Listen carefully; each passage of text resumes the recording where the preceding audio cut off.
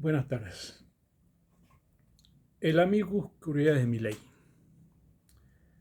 La definición de amicus curiae dice que es un amigo de la corte, es un tercero que, ajeno al litigio, persona física o jurídica que interviene voluntariamente para ofrecer al tribunal una opinión fundada, técnica o científica sobre temas de interés público, ayudando a resolver causas complejas. Su finalidad es colaborar con el tribunal aportando información objetiva y especializada, enriqueciendo el debate judicial. El amicus no es parte del juicio, no tiene pretensiones directas sobre el resultado y sus argumentos no obligan al juez, aunque sí deben ser considerados.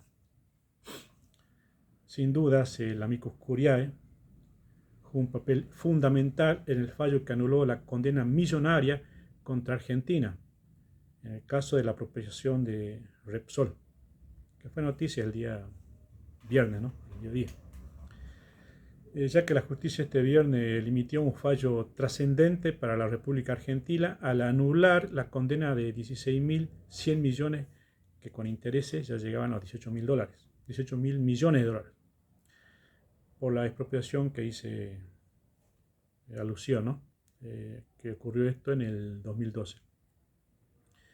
Esta expropiación fue sugerida, ¿no?, por el ministro en ese entonces, Axel Kicillof, y el también procurador de Tesoro, el chino Zanini.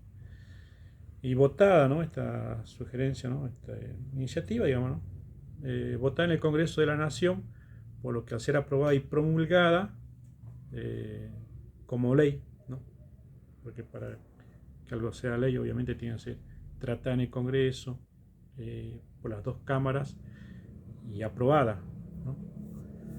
Depende del tipo de ley, si por mayoría o por 2/3, ¿no?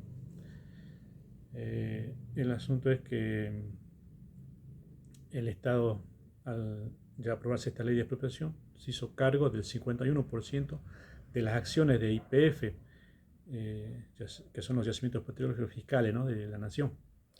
Y ante esta expropiación, el grupo Repsol, principal accionista perjudicado por esta expropiación, realizó una denuncia ante organismos internacionales, recibiendo este organismo tiene sede en Nueva York, y recibió una indemnización de 5.000 millones de dólares, ¿no? Mientras que el grupo Eskenazi, que tenía el 25% de la compañía, después de la extinción de YPF, habría vendido sus derechos a litigar a un fondo Vitre, en este caso el fondo Burford, que compró los derechos para litigar en 15 millones de dólares. Qué bárbaro, ¿no? Compró 15 millones de dólares y bueno, logró un fallo de primera instancia de 16.000 millones, que con intereses ahora se irían a 18.000 millones de dólares. O sea, fue un negocio para los Eskenazi, ¿no? Este 51% expropiado por el Estado se repartió entre el gobierno nacional y las provincias productores de petróleo, consolidando una empresa mixta con administración estatal. Yo en videos anteriores, creo que se titula Cambiar para que nadie cambie, y se alusiona a lo que el gobierno provincial estaba por hacer con respecto a esto, ¿no? Digamos, tratando de, en todas las empresas estatales, ¿no?, tener el 51% de las acciones. ¿Para qué? Para administrar esas empresas. Por eso yo titulé Cambiar para que nadie cambie, porque lo dan como novedad y en realidad sería lo mismo, ¿no? GESA, Canava, en aquel tiempo, hace pocos años también, el Ingenio de Esperanza tenía administración estatal. Bueno, acá voy a hacer un alto y voy a referirme a quien fue uno de los ideólogos de la estatización de YPF. Me estoy refiriendo al abogado, al entonces procurador, ¿no?, de la Nación, Carlos Alberto Zanini, conocido como el chino Zanini, pero no por sus características físicas, ¿no?, sino por su admiración, ¿no?, a Mao Zedong, el sanguinario líder comunista que lideró los destinos de China desde el año 1949 a 1976, año en que murió. El chino Zanini, con Kicillof, le sugirieron a la entonces presidenta de nuestro país, Cristina Fernández de Kirchner, que YPF solo estaba trabajando al 50%, o sea, la mitad de su capacidad, y no invertía en los yacimientos de vaca muerta. O sea que se estaría perdiendo un montón de ingresos para el Estado a no invertir Repsol, ¿no?, en maquinarias y personal y todo lo que requiriese, ¿no?, explotar ese tremendo yacimiento de vaca muerta, de gas y petróleo, que había sido recientemente descubierto. Entonces propusieron la expropiación, ¿no?, que como todos sabemos, esa expropiación se produjo en el 2012. Zanini era representante, ¿no?, ante la expropiación de, o sea, antes de ser procurador del Tesoro, era representante del Estado Provincial de Santa Cruz, entidad que pertenecía al grupo Eskenazi. O sea, el grupo era Petersen y el dueño era la familia Eskenazi. Esta vinculación ha generado controversia, ya que posteriormente, como procurador del Tesoro, tuvo un importante rol, ¿no?, en casos relacionados a dicha familia. El periodismo de investigación argentino aduce que la familia Eskenazi entró al negocio del petróleo y la energía, ¿no?, sin tener primera experiencia alguna. O sea, no tenía experiencia en ese rubro, sí, quizá en el rubro bancario u otro, ¿no?, que encabezaba el grupo Petersen, pero no en el rubro de petróleo y energía. O sea, el caso es similar a Lázaro Báez, ¿no?, que era un cajero de banco y de repente un empresario constructor. Y aparte puso el grupo Petersen poco dinero para adquirir acciones de YPF. Y adivinen quién es el que facilitó el ingreso de la familia a Eskenazi a YPF. Zanini, obviamente. O sea, todo tiene que ver con todo. El gran escritor argentino Jorge Luis Borges decía que no existen las casualidades, existen las causalidades.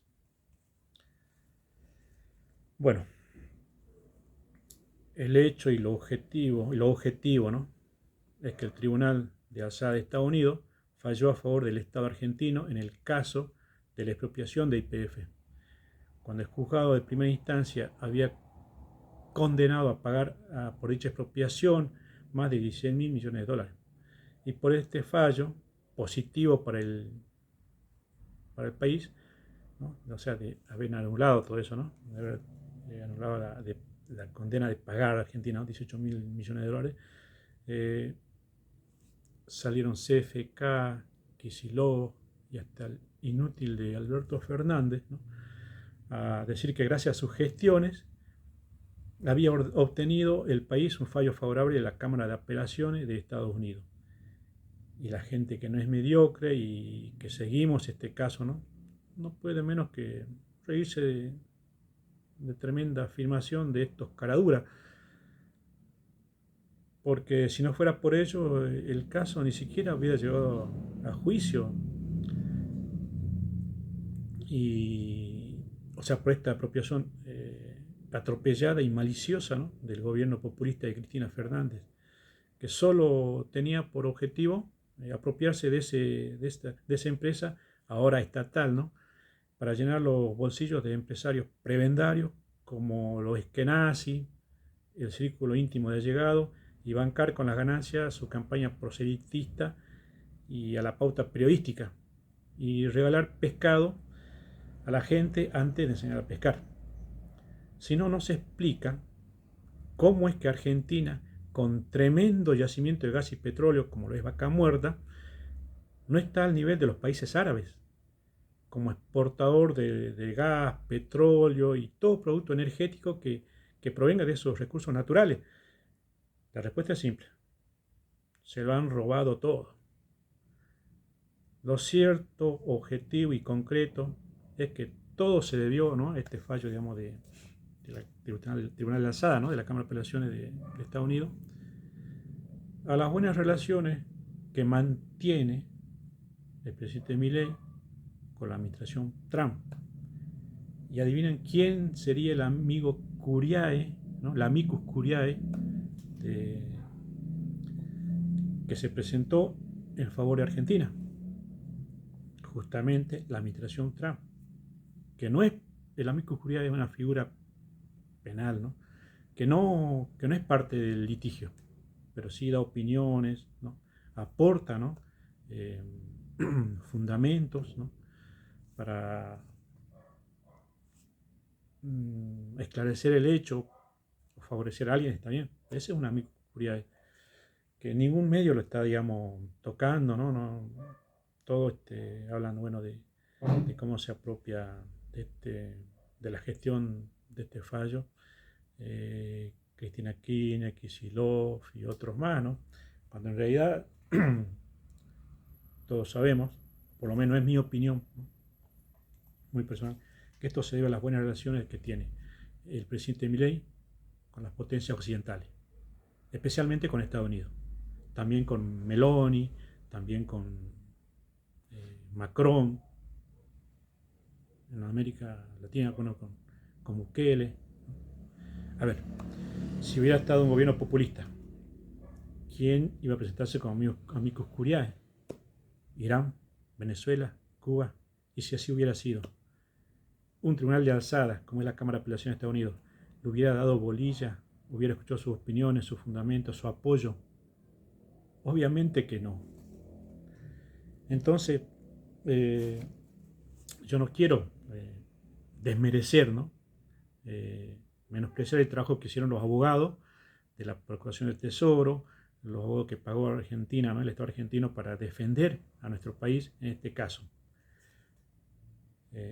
O sea, muy bueno el trabajo. Y más, ellos fundamentaban, ¿no? De que no podía un artículo del estatuto de la empresa YPF, ¿no? O sea, ser más, ¿no? Que la ley de expropiación que había aprobado el Congreso. Y a ver, lo explico de la siguiente forma. Esto se ve en derecho constitucional, ¿no? En la jerarquización de leyes. La famosa pirámide de Kelsen. El que vio derecho, se escuchó algo, debe saber lo que estoy hablando. La pirámide de Kelsen, ¿no? Figurativamente hace mención que en la pirámide del derecho, ¿no? de las leyes, está la Constitución Nacional y el derecho internacional. Después siguen las leyes nacionales, más abajo están las provinciales, y más abajo las ordenanzas, edictos, resoluciones, etc., ¿no? O sea que el estatuto estaría inclusive por debajo de la ordenanza, que es un reglamento interno de una empresa, una asociación, por la cual es válida para ellos solamente, pero no puede ser más que una constitución o una ley dictada por un Congreso. En eso basaron su apelación los abogados de la Procuración del Tesoro y lo que contrató el Estado argentino. Y eso obviamente fue bien fundamentado. Fue un escrito muy bueno, o sea, no es que solamente porque fuimos amigos de Estados Unidos, ¿no? De la administración Trump, la Cámara de Apelaciones falló a favor de Argentina. Pero sí tuvo mucho peso, eso hay que admitirlo. Como les digo, si un gobierno populista, estando aliado a Irán, Cuba, Venezuela, Nicaragua, un tribunal de Nueva York, ¿no? Que es de derecha, que es primer mundo, ¿no? Occidental, nunca hubiera fallado a favor de Argentina, porque Argentina está alineado con esos países, y por más bien escrito que estuviera el fundamento, la apelación, las relaciones que uno tiene, las relaciones diplomáticas o políticas, pesan mucho en este caso, ¿no? Está bien, todavía no es un fallo definitivo, porque seguramente el fondo Woodford, ¿no? Al que le vendió los derechos de litigio el grupo Eskenazi, la familia Eskenazi, el grupo Petersen, seguramente va a apelar a la Corte Suprema de Estados Unidos. Pero esa corte no es como la Corte Argentina, que acepta todo aquello que se le presenta. Algunos, o sea, rechazan muchas presentaciones. Y si la aceptase, no creo que vaya a favor del fondo buitre. Un fondo buitre, para aclarar a la gente, es una empresa, una corporación que compra deudas a otro que quiere litigar que se le debe algo, y con eso litiga. Obviamente tiene muy buenos abogados, muy buenas relaciones internacionales, en fin. Es más, ya estaba por ganado este juicio, como sucedió muchos juicios internacionales. Bueno, como de esto sabe el Fondo Woodford, cuando apela a la Corte Suprema de Estados Unidos, si le cede fallo en contra, va a apelar a otro organismo nacional, que es el CIADE. O sea, no es que tiene todo previo Fondo Woodford, pero Argentina, en el tiempo que pase esto, ¿no? Que sea un fallo definitivo, va a poder explotar con mucho optimismo, y si se apura en explotar el yacimiento petrolífero de Vaca Muerta, eh, va a tener buenos resultados, y inclusive puede volverse un productor de energético, de petróleo y gas, en fin, todo lo que derive de esos recursos naturales. Se dice que Vaca Muerta es el mayor yacimiento de Latinoamérica, o sea, tiene muchas posibilidades. Entonces no estoy errado al decir que se debió mucho el fallo positivo para Argentina en este caso, este juicio, a las relaciones que mantiene Argentina con las potencias occidentales y especialmente con Estados Unidos. Y ese amicus curiae pesó mucho en este fallo. Bueno, esa es la buena noticia que voy a este video, o sea, es la de cal. Ahora vamos a la de arena, ¿no? A la mala, como quien dice. Porque yo le dije al principio a mi programa, voy a ser totalmente imparcial y objetivo. Voy a hablar de lo que está bien y voy a decir por qué está bien, y voy a hablar de lo malo y voy a decir por qué está malo.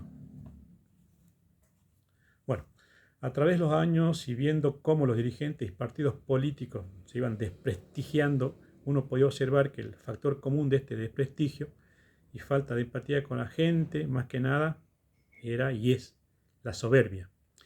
Y así perdieron elecciones y el apoyo de la gente.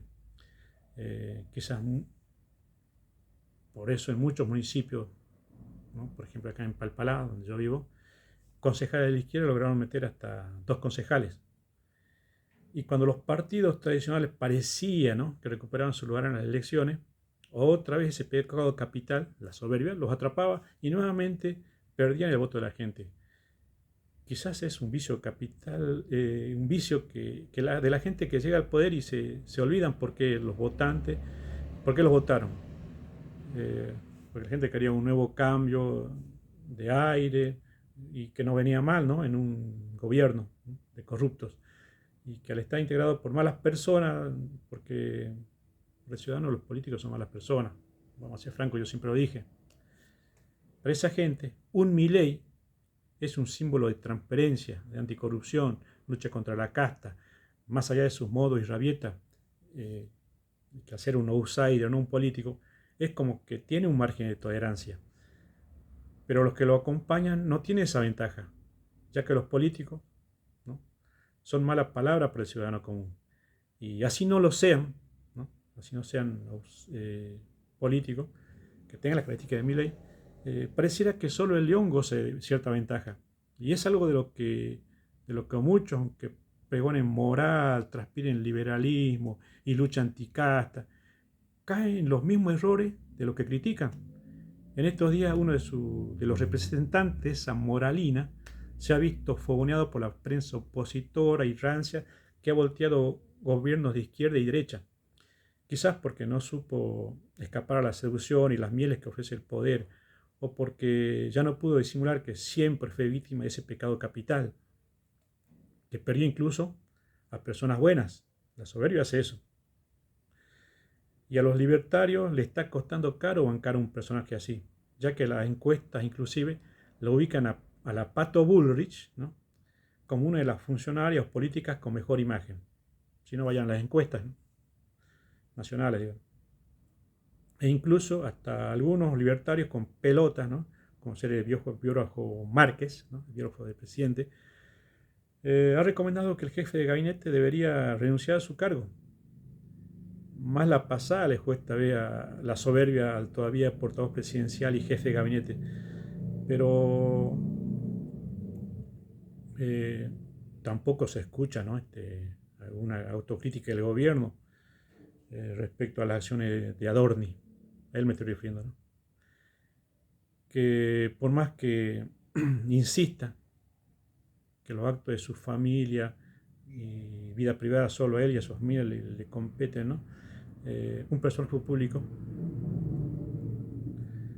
eh, no es, digamos, al estar en una pecera este funcionario, ya su vida familiar y privada no lo son, ¿no? Estos son las reglas de juego de la política. Y si Adorno sigue persistiendo mantenerse en su cargo, cada vez que tenga que rendir cuentas obligadamente en el Congreso como jefe de gabinete, la oposición se va a dar un banquete fenomenal en cada oportunidad que eso ocurra. Porque ya se vio en la conferencia de prensa del día miércoles por la mañana que la humildad no es una virtud precisamente del vocero presidencial, Valdevia, vocero presidencial, ¿no? Es vocero presidencial y también jefe de gabinete. Dos funciones importantísimas, ¿no? Y bueno, salieron a la luz, ¿no? De que los viajes hechos sí, a Punta del Este, ¿no? En entidades de juicio por el piloto y secretaria de esa empresa, ¿no? De aérea, de que el dueño de la empresa, ¿no? Que había pagado los viajes de Adorni, ¿no? Lo admitió, ¿no? Inclusive llamó a medio juicio y llamó a la secretaria cuando estaba declarando que, bueno, presionándola. Entonces, y ese es un delito grave porque un funcionario público no puede recibir dádivas, ¿no? Premios, plata, dinero, ¿no? Obsequio de alguien que tenga vínculos o negocios con el Estado, ¿no?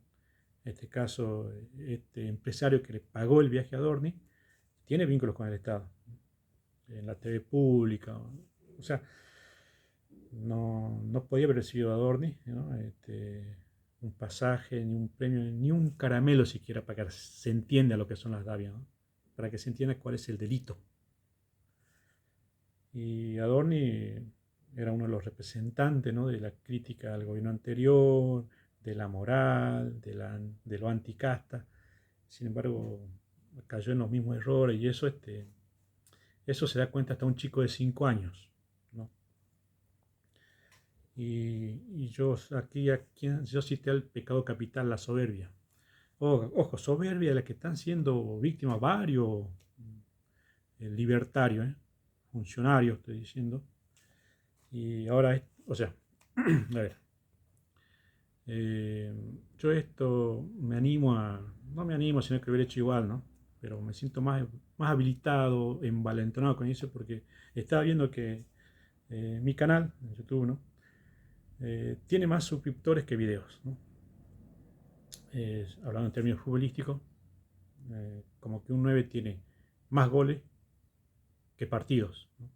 O sea, solamente Messi puede tener eso, ¿no? O Haaland, ¿no?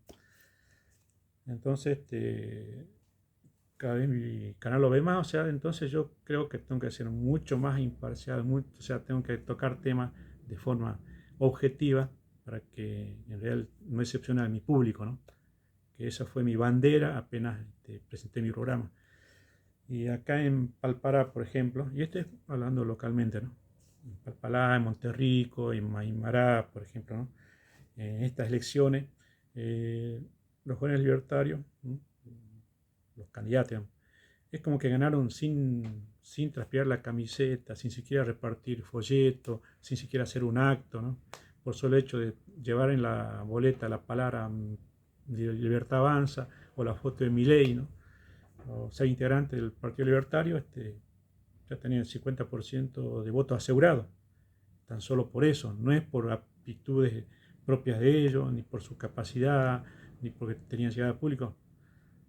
Por ejemplo, en Maimará, a un carnicero le dijeron, che, ¿querés ser candidato? Y bueno, sí, poneme. Sin, como digo, sin caminar la calle, sin tapar la camiseta, fue elegido concejal. Y en el Carmen, por ejemplo, un albañil, ¿no? O sea, y no estoy menospreciando el oficio de albañil, ¿no? O sea, su capacidad como empresario constructor, no. Pero un albañil, digamos, también de la misma forma, ¿no? De apellido Rodríguez, vecino de mi familia, ¿no? el padre, también ganó de la misma forma. Y a la hora de asumir estos concejales, ¿no? Ya en abril, digamos ahora en marzo, después en las sesiones preparatorias en diciembre, muchos de esos concejales, por ejemplo en Monterrico, rechazaron, ¿no? Hacerse cargo de la presidencia del consejo, porque habría ganado dos bancas o tener la mayoría de votantes en las elecciones, podían hacer ese cargo, ¿no? Ser verdadera oposición, digamos, tener voz y voto, mucho más que otros concejales, doble voto en el Consejo Deliberante. Sin embargo, Monterrico rechazaron. Y también pasó acá en mi municipio, en mi departamento, en Palpalá. Por ejemplo, yo tengo un proyecto para presentar, que no lo presenté el año pasado porque, o sea, si el consejo está conformado de tal manera que yo no tenía confianza que ni siquiera trate mi proyecto, menos que lo aprueben, ¿no?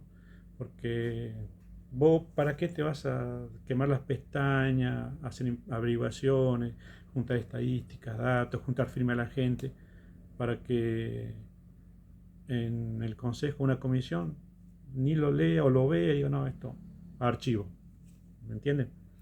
Entonces yo jugué a presentarlo este año, porque digo, va a haber otro consejo, va a haber otro presidente, porque, por ejemplo, con la tasa Girsu, ¿no? Yo hablé muy bien de la izquierda, porque no dio quórum para que se trate esa tasa, ¿no? A que se cobre esa tasa. Y gracias a ello no se trató, no se aprobó una tasa de esa índole, ¿no? Y porque había dos concejales de la izquierda, después estaba un representante del concejal González y otro peronista que no dieron quórum, entonces no se trató. Pero si se hubiera tratado esa tasa en sesiones, como había 4 que se oponían y 4 a favor, el voto del presidente del consejo, que era el oficialismo, que estaba a favor de la tasa Girsu, hubiera valido doble su voto, por lo tanto, iba a aprobar esa tasa. Y ahora, en el consejo deliberante actual, ¿no?, había la posibilidad que un partido de otro signo político, un integrante de ese partido, ejerciera la presidencia del consejo. Y así mucha gente, bueno, iba a decir, bueno, por fin un cambio, por fin alguien que controla el Ejecutivo Municipal, que no sea una escribanía, como fue en algún momento la legislatura o lo fue el Congreso Nacional. Pero bueno, no, desgraciadamente, y si me escucha el representante libertario, ¿no? Mucha gente como yo piensa que no tuve el coraje de asumir esa responsabilidad. Mucha otra gente está pensando otra cosa, que hubo un arreglo con el Ejecutivo Municipal, ¿no? Otro creció dádiva, en fin, se presta a muchas interpretaciones, ¿no? Porque, como dijo el escritor argentino Jorge Luis Borges, no existen las casualidades, existen las causalidades, ¿no? Y yo sé que este comentario, ¿no? Cuando yo estoy en un grupo de libertarios, ¿no? Yo sé que este comentario que estoy haciendo seguramente va a ser borrado cuando mande el video, ¿no? No sé, quizás hasta se me expulse el grupo, porque no lo va a considerar una crítica constructiva, o no lo va a ver como algo que es algo objetivo de alguien imparcial. Pues yo no estoy afiliado a ningún partido, por lo tanto no tengo relación con nadie, ¿no? Entonces esa es una decepción que ocurrió. Ojo. Y ahora seguramente se va a poner la mira sobre todo lo que hacen los funcionarios libertarios, los ediles libertarios, a dónde viven, si antes estaban a pie y ahora tienen camioneta o auto, han comprado un lote, una casa. Ya, así como hicieron con Adonis, lo van a hacer con los ediles o funcionarios libertarios. Así que, o sea, yo estoy haciendo una crítica constructiva, ¿no? No estoy prejuzgando a nadie, ¿no? Siempre estoy diciendo que hay una oportunidad terrible de controlar al Ejecutivo. Aparte, uno cuando es presidente del Consejo y un intendente se toma las vacaciones, quien ejerce el Ejecutivo interinamente es el presidente del Consejo.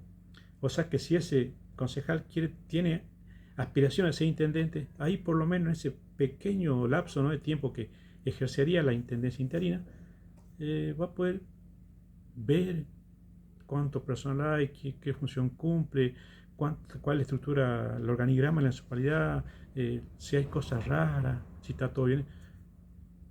Y así va a tener que hacer una pequeña experiencia del Ejecutivo, ¿no? Y si tiene mucho más carácter, bueno, en ese tiempo encauzar algo, ¿no? aunque esto es medio difícil, pero bueno, pero ahí hasta puedes decir, bueno, tengo una pequeña experiencia de estar en el Ejecutivo. En cambio, cuando sos jovencito, porque esta gente que ahora ha asumido como concejal en Monterrico, Perico, Ledesma, no tiene más de 25 años, 28, 30. O sea, ¿qué experiencia pueden tener profesional?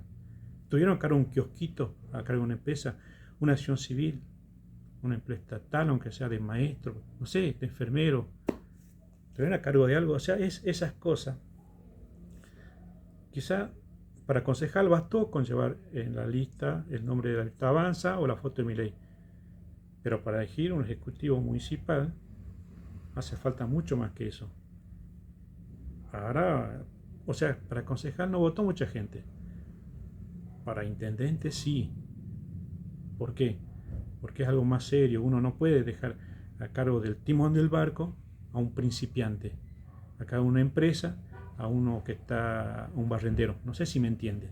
Entonces realmente fue una decepción esa.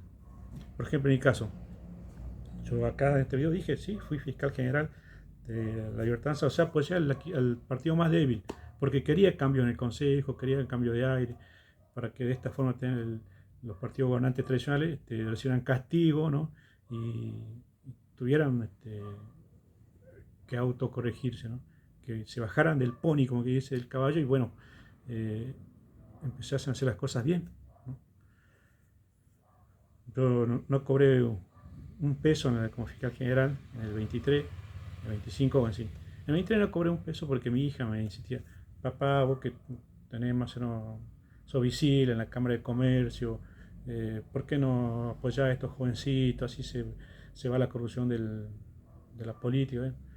Y le hice caso y bueno, ella fue fiscal de mesa y fiscal general, sin cobrar un peso obviamente, ¿no? Y como gracias a ese apoyo en toda la nación, se dio el presidente Milei en el 23. Y ahora nuevamente hice lo mismo en la elección de concejales y también acá se sacaron 2 concejales. Pero bueno, ya, no, o sea, pero no cumplieron con mi expectativa, ¿no? No hubo un cambio en el Consejo Gerente. Como lo ha sentido también la gente de Monterrico, como lo ha sentido la gente de Maimará, y mucho. Y, y yo voy a reunir todos los partidos, no solamente los libertarios, obviamente de los peronistas, los radicales, y, y también hago un paneo de todo, soy muy observador, y he visto que por ejemplo, los partidos políticos tradicionales, un radicalismo, o sea, eh, teniendo en cuenta, y esto no es o sea, no es una observación muy personal mía, ¿no? He visto que en el propio radicalismo hay candidatos de toda índole, ¿no? Partidos tradicionales, además cuando son partidos locales, o sea. Y en el Partido Libertario no he podido observar, ¿no? Eh, Teniendo en cuenta que el 80% de los jujeños somos de tez morocha, marrones, como quieran llamarlo, ¿no? Muchos autóctonos, en la lista de diputados provinciales, concejales en todos los municipios, no he visto a gente morocha. También es un detalle medio estúpido, ¿no? Ustedes, ¿qué tiene que ver? Y sí, tiene que ver, porque entonces, ¿a qué hacían referencia cuando decían que ellos eran estéticamente superiores? Lo han escuchado varios. O sea, quizás le estoy errando, digamos, estoy medio fuera del tarro, pero bueno, es una observación que hago, ¿no? Y seguro que mucha gente, muchos periodistas no lo quieren decir, bueno, yo lo digo, yo no tengo problema.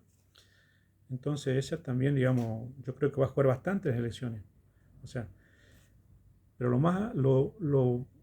más importante es esta, de no asumir responsabilidades que se les dio. Porque, ¿qué dijo el presidente cuando formó su partido y ganó para diputado? Yo vengo a despertar leones, ¿no? No a conducir ovejas, algo así, dijo. Acá, en cambio, con estos concejales libertarios, no tuvieron una actitud leonina, ¿no? Una actitud alfa, de león, de rebelarse de ir contra la casta. ¿No? Fue una actitud de menino, como quien dice, ¿no? Y pónganse todos los votantes a observar, bueno, qué cambio hubo en los ediles, ¿no? Si cambiaron su performance de peinado, su forma de vestir, de amistades, si antes andaban a pie o en bicicleta o moto, ahora tienen auto, camioneta, dónde están viviendo, todo eso hay que ser, así como hicieron con Adorni, ¿no? Bueno, eso no está mal. Eso es, digamos, cuidar nuestros intereses. Eso es ser crítico, constructivo. Por eso, bueno, me animé a dar no me animé, sino yo siempre, digamos, trato de ser lo más objetivo posible, crítico, para un lado y para otro. No, a mí no me paga nadie. A mí no, yo no favorezco a nadie. Simplemente hago doy información imparcial, objetiva, para que la gente valore si está bien lo que dije o si está mal. Realmente, si no le gusta a mí, bro, directamente no apaga el celular o cambia a otro espacio, ¿no? Acá hay libertad de opinión, libertad de todo. Entonces, yo lo que digo no lo hago con ningún interés, no lo hago porque alguien me paga, ¿no? Es más, el tener más suscriptores que video, creo que estoy habilitado a decir lo que yo pienso, ¿no? Así que bueno, esta era la observación que quería hacer. Y siempre, digamos, hablo de lo nacional y lo local, ¿no? A veces solamente me refiero en un espacio, en un video, a lo nacional, y a veces solamente a lo local. Y siempre ahora estoy haciendo hincapié en de que el modelo nacional está acertando en muchas cosas. Por ejemplo, esto del fallo del Tribunal de Alzada de Estados Unidos favoreciendo a Argentina. Es algo muy positivo, se deben a las buenas relaciones políticas, eh, diplomáticas, o sea, haber elegido gente capaz, ¿no?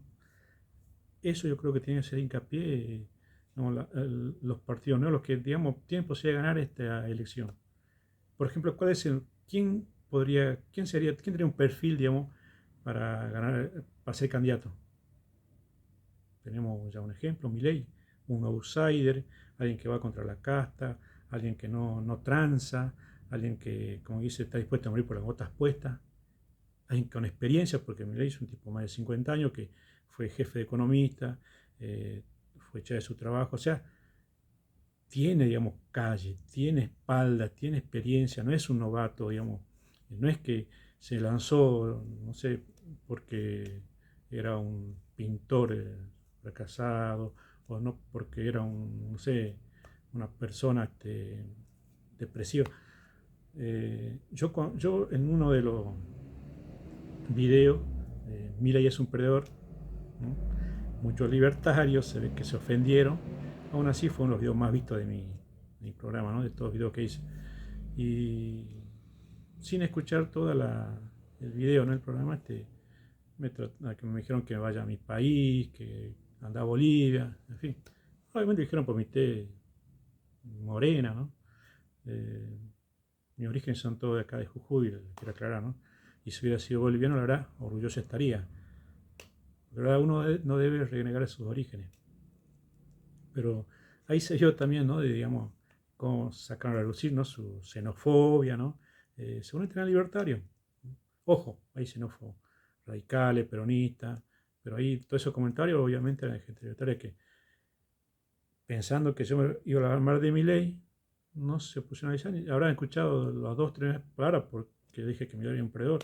Y en realidad yo me estaba refiriendo a mi ley como un perdedor porque no tenía las cosas que tiene una persona exitosa o ganadora. Para mí ganador, por ejemplo, son los garcas, ¿no? Que hicieron de traicionar o transar o llegar a tener su buena posición, un estatus económico bueno, ¿no? Buena posición gracias a que hicieron cosas terribles, ¿no? Políticos como Massa, como Néstor Kirchner, como Alberto Fernández, o sea, toda esa gente pues, son ganadores, que le hicieron mucho mal al país, obviamente. Y yo decía que Milei era un perdedor porque solamente tenía un departamento y dos vehículos, ¿no? Y que había estado 4 años desempleado, o sea, que la literatura romántica, la literatura, en realidad, eh, denomina peor a esa gente. Bueno, hasta un próximo video y bueno, no lo voy a hacer tan largo para no ser tan aburrido.